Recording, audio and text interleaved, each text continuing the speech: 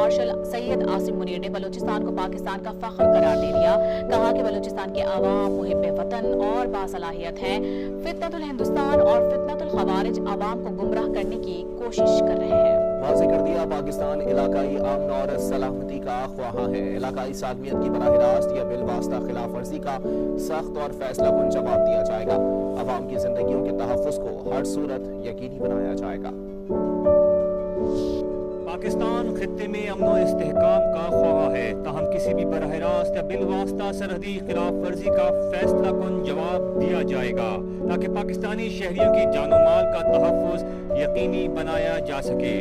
ISPR کے مطابق field marshal Asim Munir نے GHQ میں 70ویں نیشنل ورکشاپ میں بلوچستان کے شرکاء سے خطاب کرتے ہوئے واضح کر دیا کہ دہشت گردی اور اس کی پراکسیز کو ختم کرنے کے لیے تمام ضروری اقدامات کیے جائیں گے.